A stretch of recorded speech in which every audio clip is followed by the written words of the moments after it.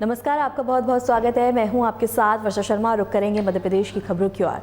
भोपाल में आयोजित एक पत्रकार वार्ता के दौरान मुख्यमंत्री डॉक्टर मोहन यादव और बीजेपी प्रदेश अध्यक्ष वी.डी. शर्मा ने मध्य प्रदेश के विकास और राज्य सरकार की 2 वर्ष की उपलब्धियों पर आधारित पुस्तक का विमोचन किया। ये कार्यक्रम भोपाल स्थित कुशाभाऊ ठाकरे सभागार में आयोजित किया गया। मुख्यमंत्री डॉक्टर मोहन यादव ने इस अवसर पर कहा है कि प्रदेश सरकार ने बीते 2 वर्षों में जन कल्याण, विकास, सुशासन और क्षेत्र में उल्लेखनीय कार्य किए हैं। उन्होंने कहा कि यह पुस्तक सरकार की नीति, योजनाओं और उपलब्धियों का दस्तावेज है जो जनता के प्रति सरकार की प्रतिबद्धता को दर्शाती है। कार्यक्रम में उप मुख्यमंत्री जगदीश देवड़ा और राजेंद्र शुक्ला सहित पार्टी के अन्य वरिष्ठ नेता और गणमान्य उपस्थित रहे।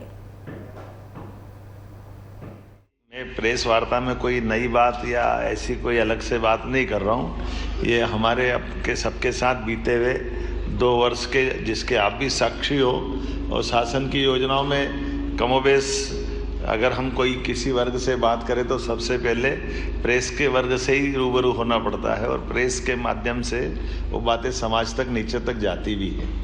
उसी सिलसिले में यद्यपि ये सरकार के गठन के साथ जो जो काम किए गए हैं, विभाग भी बहुत सारे हैं, योजनाएं भी बहुत सारी है, और बहुत सारी योजनाओं में बहुत सारे क्षेत्रों में काम करने का प्रयास भी किया गया। लेकिन काम को करते करते ये बात भी सही है कि समय 2 साल का लगा, लेकिन ये काम भी इतना बड़ा रहता कि 2 साल भी बहुत, अगर हम पीछे देखो तो बहुत लगते हैं, आगे देखो तो बहुत कम लगते हैं। तो ये इसीलिए हमने एक इसी के साथ पिछले मतलब इसी महीने से 2 साल की समीक्षा बीते कामों की और 3 साल के टारगेट विभागवार इस दिशा में काम करना प्रारंभ किया था, और वो सिलसिला चल भी रहा, काफ़ी हद तक हो भी गया है। ये थोड़ा नवाचार भी है, क्योंकि आमतौर पर विभाग की समीक्षा बजट के साथ साथ 1 साल में 2 बार विभाग की पर चर्चा आमतौर पर मुख्यमंत्री के साथ होती थी। लेकिन हमने इसमें थोड़ा नवाचार ये जोड़ा कि बीते 2 साल की भी अच्छी बातों को लेकर के सारे माननीय मंत्रीगण अपना प्रेजेंटेशन दे, तो वो एक पूरा 5 साल का हमारा समग्र एक लघु चित्र आंखों के सामने आ जाता है, जहाँ बीते हुए सारे कामों की बात और आने वाले 3 साल में और कैसे उस पर बढ़ा जाएगा।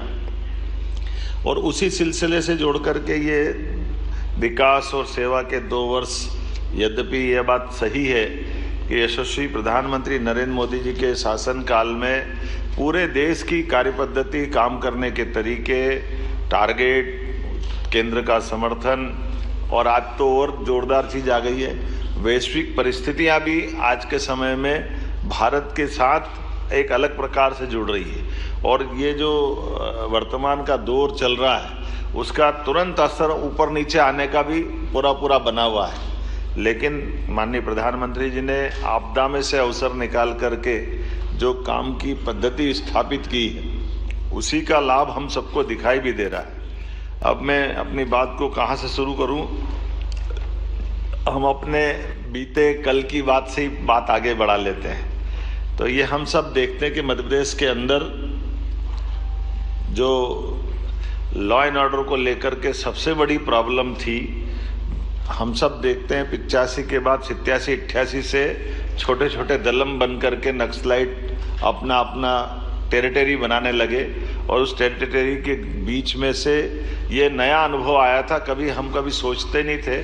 आदिवासी अंचल, भूला भाला हमारा छत्तीसगढ़ का बेल्ट, या मंडला, बालाघाट, डिंडोरी तक के इस बेल्ट में कभी पहला तो संयुक्त मध्य प्रदेश था, 90 के बाद वो दौर बदला और 2002-3 तक आते आते 2 राज्यों में बदल गया। लेकिन घटनाएं घटने लगी, और उसमें क्या क्या हुआ ये दोहराना नहीं चाहूँगा, कल की प्रेस कॉन्फ्रेंस में मैंने बोल दिया उन सारी बातों को। लेकिन 90 से पहली घटना सामने आती है, 88-89 से दल गठन होने लगे, और बाद के घटनाक्रम में तो ये हुआ कि 17 पुलिसकर्मियों की 95 में एक तरह से हत्या होती है। ये पहली बार हमारे राज्य में हुआ है कि पूरी की पूरी बस के हमारे सशस्त्र बलों का एक तरह से बहुत भीषण वो नरसंहार जैसा हुआ। बाद में तो उसका परिणति ये भी हुई कि चुने हुए मंत्री के अपने घर से राज्य के मंत्री को बाहर निकाल करके थाने के पास कुल्हाड़ी से हत्या कर दे।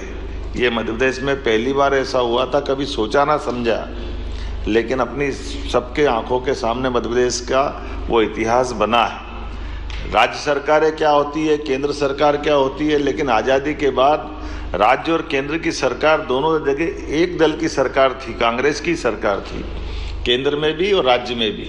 लेकिन इतनी बड़ी घटना के बाद में भी कोई ठोस रणनीति बने, योजना बने, इसका निराकरण हो, और उसका परिणाम क्या आया कि कई हमारे आदिवासी भाई बहन सहित कई शहरी को, कई राहगीर के, किसी का हाथ कट गया, किसी का पैर काट दिया, किसी की बच्चे सहित पूरे परिवार को समानांतर थाने चल रहे हैं, समानांतर कोर्ट चल रही, समानांतर सत्ता चल रही, मंत्रिमंडल का गठन नक्सलाइटों का अपना अलग चल रहा है। ये सब एक तरह से पूरे देश के साथ साथ मध्य प्रदेश के साथ में भी स्थापित हुआ। हमें गर्व है इस बात का कि माननीय प्रधानमंत्री ने तय किया और माननीय गृह मंत्री जी ने लगातार ध्यान दे करके, जो 35-37 साल पुरानी एक चुनौती थी 2-4 साल के समय में, और अब तो डेडलाइन डिसाइड की। सच में जब उनने डेडलाइन डिसाइड की कि मार्च 2026 तक नक्सल वाली मूवमेंट समाप्त कर देंगे, तो मैं भी थोड़ा चौंक गया था कि कहीं ऐसा तो नहीं। मैंने गृह मंत्री जी से निवेदन भी किया, हमने कहा नहीं, बिल्कुल चिंता मत करो, ये समय सीमा में हो जाएगा। बड़ा सुन के अच्छा भी लगा। लेकिन बीते साल जब बात की, क्योंकि मैं अपने राज्य की दृष्टि से अगर देख के बताऊँगा तो आप सब जानते हैं हमारा भौगोलिक रूप से इतना बड़ा मंडला, बालाघाट, डिंडोरी का क्षेत्र, जिसमें रिजर्व फॉरेस्ट इतना बड़ा, ऐसे में 25, 30, 40 लोगों को खोज के निकालना यही चुनौती रहती। और वो फॉरेस्ट के इलाके में जब मोबाइल टावर काम नहीं करते हैं, बिजली की लाइन के भी संकट रहते हैं, जंगली जानवर चारों तरफ बिखरे हुए, गांव की अंदर की भी स्थिति कैसी है कि लगातार 20-25 साल तक लाल सलाम ने जो माहौल बनाया कि फॉरेस्ट के अधिकारी से लेकर के सारे लोग, लेकिन ये सौगात भी मिली कि पहले तो हमारे अपने भी इस घटनाक्रम में बहुत दर्दनाक हादसे हुए। बीते साल जिस आशीष शर्मा को हमने प्रमोट करके टीआई बनाया, कुछ समय पहले उनकी बलिदान भी हुआ, ये दर्दनाक भी था। लेकिन मुझे इस बात की प्रसन्नता के कुछ अच्छे पुलिस अफसर जिनने खुद ने मांग कर बालाघाट की ड्यूटी ली, मैं अपने आईपीएस अधिकारियों को बधाई देना चाहूँगा। आमतौर पर आईएएस आईपीएस पे कई बार सुविधा की और तमाम प्रकार की बातें आती हैं, लेकिन यहाँ के अपने इस राज्य के बहादुर अफसरों ने पोस्टिंग मांग के लिए और टारगेट लिया कि हाँ हम ये करके देंगे। आईजी संजय भी ऐसे घूम रहा जैसे जवान, मोटरसाइकिल से लेकर के लंबे समय तक ये आईपीएस अधिकारी ऐसे काम करे, ये हम सबके लिए गर्व की बात है। और जब समेकित रूप से काम करते हैं तो उसका रिजल्ट भी आता है कि आज वो इतनी बड़ी भयंकर चुनौती थी। मैं मान के चलता हूँ विकास के काम तो सब है ही, लेकिन एकदम सबसे बड़ा अगर कोई काम है तो ये हमारा मंडला, बालाघाट, डिंडोरी, पहले तो क्रमबद्ध रूप से हमारे सारे जिले एक के बाद एक उस लाल आतंक से मुक्त होते गए, और अब जाकर कल जब जीरो की स्थिति बनी तो ये बड़े सौभाग्य की बात भी है, और ये उन सबको सलाम भी है जिनने अपना बलिदान दिया। हमारे कई सारे जवानों ने, हमारे आम नागरिकों ने इसकी कीमत चुकाई। इसलिए हमने कहा कि एक साल के अंदर 10 दुर्दांत आतंकवादियों के समान या नक्सलाइटों को हमने ढेर किया मैदान में, और ये संदेश दिया कि आप अगर लड़ना चाहते हो तो हमारा पुलिस फोर्स आपसे निपटने में सक्षम है, और अगर आप सरेंडर करोगे तो पुनर्वास पॉलिसी में हम आपके लिए वो व्यवस्था कर सकते हैं। और ये दोनों नीतियों का कारगर रूप बना के हमारे लिए कुछ हमने जब मोबाइल फ़ोन उनके टेप सुने थे तो आखिरी में तो ऐसी स्थिति बनी थी कि दलों के अंदर इस बात की होड़ लगी कि पहले सरेंडर कौन कर रहा है, और हमने आखिरी परिणाम देखा कि 42 दिन में 42 सरेंडर हुए और 10 नक्सलाइटों को ढेर किया। तो ये एक बहुत बड़ी चुनौती थी पुलिस के लिए और प्रशासन के लिए। अब ये अलग बात है कि अब हम वापस उस बालाघाट, मंडला, डिंडोरी के अंदर जिन भी कारणों से ये पनपा फैला था, हम उसको अंदर से उस तरह के तंत्र को भी मजबूत करें कि दोबारा ये सांप अपना फन नहीं फैला सके। मैं धन्यवाद प्रधानमंत्री को धन्यवाद देना चाहूँगा, माननीय गृह मंत्री जी को भी, जिन्होंने हमारे मोबाइल नेटवर्क के टावर और तमाम प्रकार के इलेक्ट्रॉनिक संसाधन अच्छे से अच्छे कैसे स्थापित कर सकते हैं उसकी मदद भी की, उसका भी बड़ा लाभ मिला।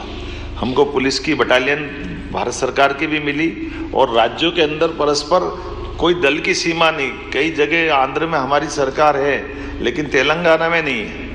यद्यपि मैं प्रेस वार्ता में कोई नई बात या ऐसी भोपाल के लोगों का मेट्रो का इंतजार अब खत्म होने वाला है। आगामी 31 दिसंबर को भोपाल में मेट्रो ट्रेन का शुभारंभ किया जाएगा। मेट्रो के पहले फेज में 6 स्टेशनों पर तैयारियां अंतिम चरण में हैं। इस अवसर पर मुख्यमंत्री डॉक्टर मोहन यादव स्वयं मेट्रो में सफर करेंगे।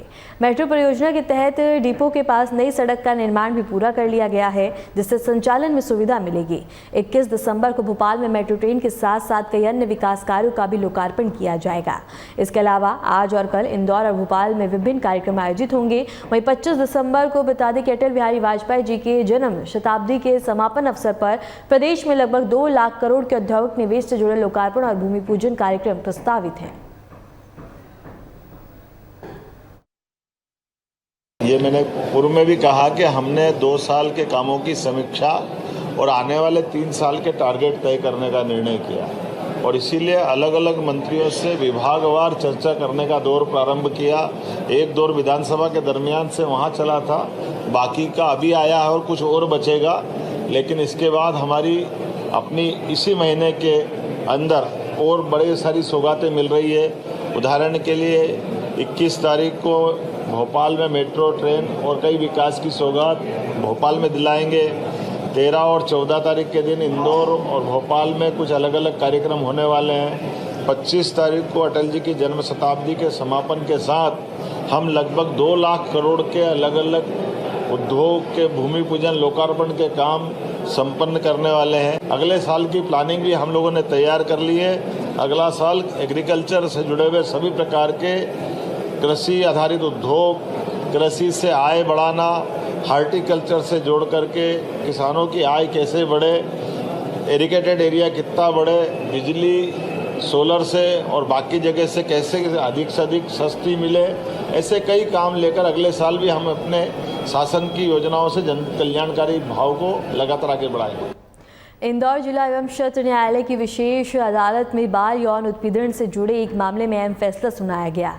अधिवक्ता अभिजीत सिंह राठौड़ के अनुसार विशेष न्यायाधीश नौशीन खान की अदालत ने अधिनियम की धारा 5 और 6, धारा 13 और 14 तथा IT अधिनियम से संबंधित मामले में यह निर्णय दिया है। यह फैसला बच्चों के खिलाफ यौन अपराधों पर सख्ती के संदेश के रूप में देखा जा रहा है। न्यायालय इंदौर में विशेष रूप से गठित पॉक्सो कोर्ट, जो कि लैंगिक अपराधों से बालकों का संरक्षण अधिनियम की विशेष न्यायालय है, इसमें विशेष न्यायाधीश के रूप में श्रीमती नौशीन खान साहब के न्यायालय में एक अत्यंत महत्वपूर्ण मामले में कल फैसला आया है। जो धारा 5, 6 पॉक्सो अधिनियम, धारा 13, 14 पॉक्सो अधिनियम, IT एक्ट से संबंधित मामला था। इस मामले के संक्षिप्त तथ्य जो इस प्रकार के हैं, एक नाबालिग बच्ची थी जिसके पिता का स्वर्गवास होने के बाद उसकी माता ने एक अन्य पुरुष से विवाह कर लिया था। विवाह के तत्काल पश्चात से ही ये जो सौतेला पिता था, ये बच्ची के साथ दुष्कृत्य करता था लगातार रूप से, और ये बच्ची बाहर किसी को इस दुष्कृत्य के बारे में नहीं बताए तो जान से मारने की धमकी भी देता था। और कुछ समय ये घर पे नहीं भी रहा और 1.5 साल बाद ये व्यक्ति पुनः शिकायत के बाद पुनः उस घर में वापस आ गया और पुनः ये कृत्य दोहराने लगा। और ये बात पुलिस तक के बाहर समाज में न पहुँचे, इस कारण इस जो सौतेला पिता था, इसने माँ और बेटी के साथ अश्लील नग्न अवस्था में वीडियो बनाकर भी उन्हें ब्लैकमेल करने का प्रयास किया कि यह बात पुलिस तक न पहुंचे। पुलिस के जो निरीक्षक हैं, इस मामले के विवेचक हैं निरीक्षक सतीश पटेल, उनके द्वारा बहुत अच्छा उत्कृष्ट अनुसंधान किया गया, साक्ष्य संकलित की गई, चालान न्यायालय में प्रस्तुत किया गया। न्यायालय में सहायक जिला अभियोजन अधिकारी श्रीमती लतिका जमरा द्वारा पैरवी की गई और अंततः समस्त गवाहों, तथ्यों को, दस्तावेजों को देखने के पश्चात माननीय न्यायालय द्वारा इस जो सौतेला पिता आरोपी था उसको धारा 5 और 6 में पृथक पृथक आजीवन कारावास, लाइफ इम्प्रिजनमेंट, धारा 13-14 पॉक्सो एक्ट में 7 वर्ष का सश्रम कारावास और आईटी अधिनियम में 3 वर्ष का कारावास से दंडित किया गया है। साथ ही 20,000 रुपये का जुर्माना अधिरोपित किया गया है और साथ ही विक्टिम कंपनसेशन स्कीम के तहत जो पीड़िता है, बालिका है, उसके मानसिक और शारीरिक क्षति के लिए जो उसके कारित हुई है उसके लिए 3 लाख रुपए का आदेश दिया गया है।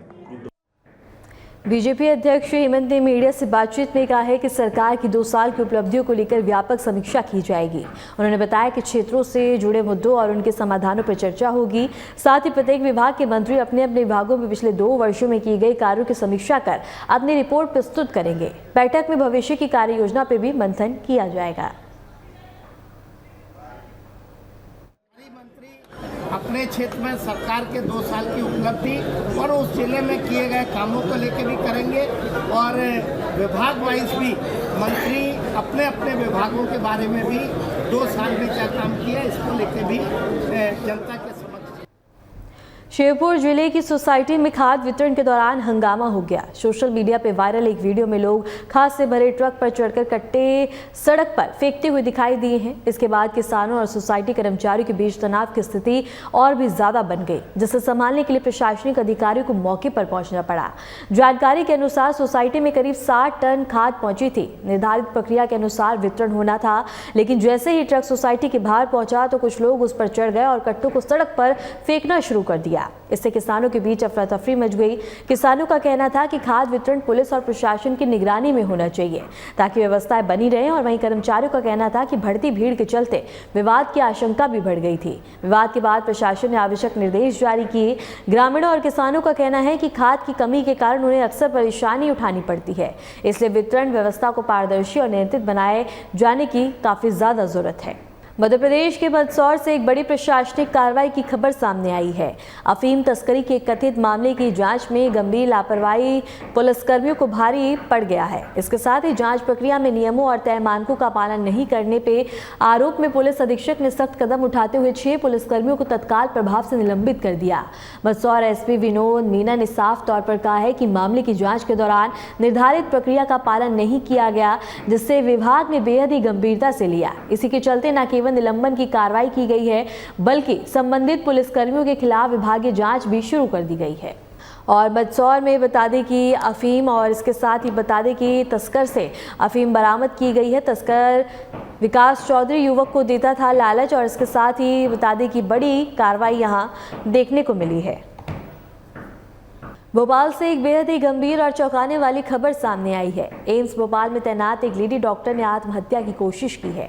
बताया जा रहा है कि महिला डॉक्टर ने अपने ही घर पर खुद को जहरीला इंजेक्शन लगा लिया, जिसके बाद उसकी हालत बिगड़ गई। परिजनों और साथियों की सूचना पर तुरंत उन्हें अस्पताल पहुंचाया गया, जहां उन्हें भर्ती किया, जहां डॉक्टरों की टीम में लगातार उनकी जान बचाने की कोशिश में जुटी हुई। फिलहाल लेडी डॉक्टर की हालत नाजुक बताई जा रही है और उन्हें कड़ी निगरानी में रखा गया है। और भोपाल से खबर हम आपको बता रहे हैं, जहां एम्स की लेडी डॉक्टर ने आत्महत्या की कोशिश की। घर पर जहरीला इंजेक्शन लगाया खुद को, और एम्स की डॉक्टर आईसीयू में भर्ती और आत्महत्या की वजह से।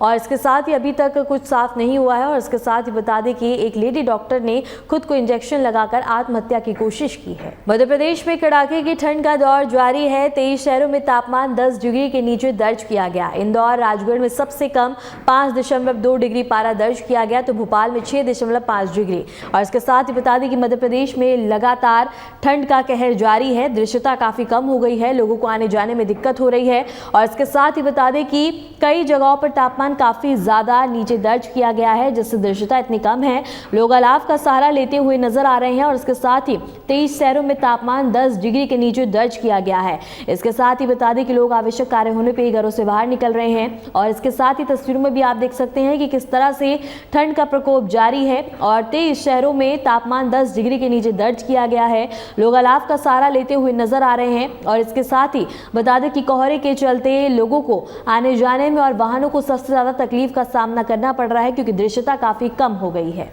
फिलहाल के लिए मध्य प्रदेश की खबरों में इतना ही। नमस्कार।